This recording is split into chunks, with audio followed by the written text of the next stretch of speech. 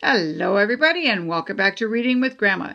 Today we're going to read about Scamp, the dog from Lady and the Tramp, one of the little puppies that Lady and the Tramp had. This is called Scamp Learns a Lesson. And look at, there he is running away from Nanny, off his leash. One evening, Lady and the Tramp and their puppies were lying in front of the fire. Their people, Jim and Darling, were sitting nearby on the sofa. Everything was peaceful and quiet, but with a puppy named Scamp in the house, things won't be quiet for long. Jim stood up and stretched.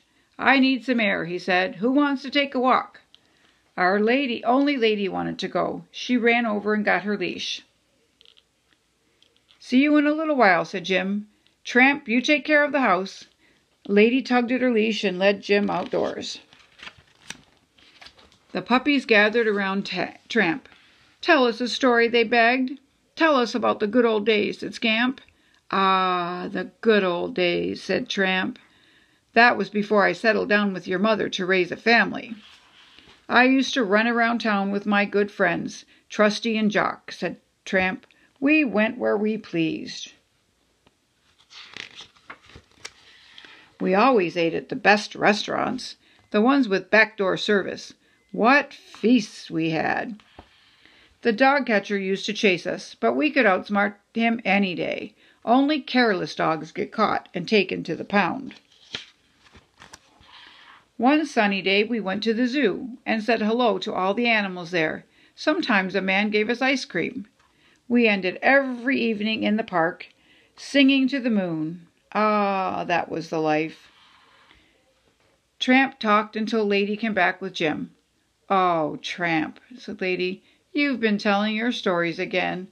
You'll give the children ideas." "It's time for bed, children," said Lady. "Come along now." Soon everyone was asleep.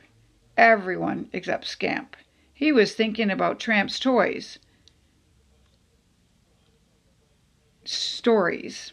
He wished he could run around town too. The next morning, Aunt Sarah came to take the puppies for a walk in the park. Scamp was not happy to see Aunt Sarah. Walking with Aunt Sarah was always so boring. "Good morning, Scamp," said Aunt Sarah. "And how are we today?" "Ugh," thought Scamp. "Now hold still," said Aunt Sarah. She put a leash on Scamp's collar. Scamp just scowled. Scamp does not like a leash and a collar. Off went Aunt Sarah with the puppies. The puppies had to stay on a leash. They had to do what Aunt Sarah said. "Phooey," thought Scamp. "I want to run around town like Tramp." Aunt Sarah sat down on the park bench. After a while she dozed off. "Here's my chance," said Scamp, and he tiptoed away. Then he raced out of the park.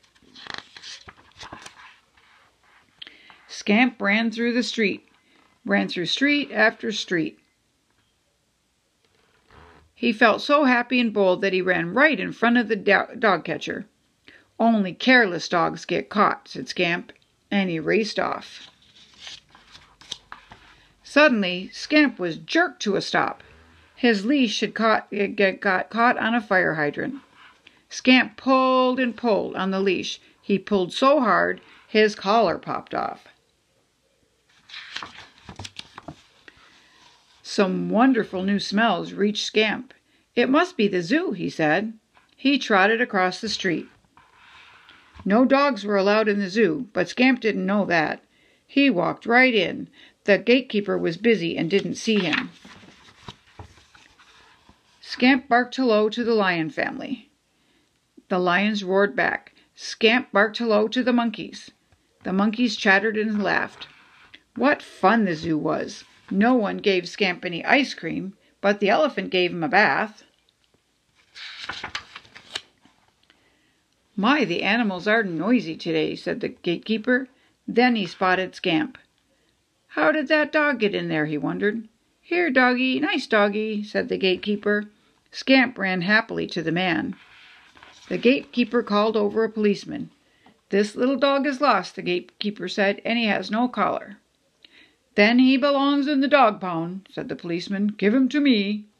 And before he knew it, Scamp was locked in the dog catcher's cart. Off he went to the pound. Back home, Aunt Sarah was saying, "I looked all over the park for Scamp, but I couldn't find him anywhere."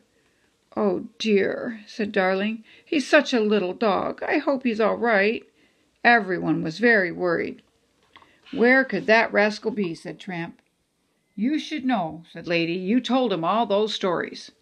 "Scamp could be anywhere," said Tramp. "I guess I'd better go look for him." Tramp sat up and barked loudly at Jim. "You want to go find Scamp, don't you?" said Jim. "Let's go." Tramp led the way, sniffing Scamp's tail. Sniff, sniff, sniff. Tramp followed his nose. Tramp found Scamp's collar and leash. "Good boy," said Jim. "You're on the right track." Scamp's trail led right to the zoo. Tramp was not surprised. The zoo was about to close. "Wait, please," called Jim. "Have you seen a little lost dog?" "Why, yes," said the gatekeeper. "I found a cute little Scamp with no collar. He's down at the dog pound now." "Thanks," said Jim, and he hailed a taxi. Jim and Tramp rode to the dog pound. Would they ever see Scamp again?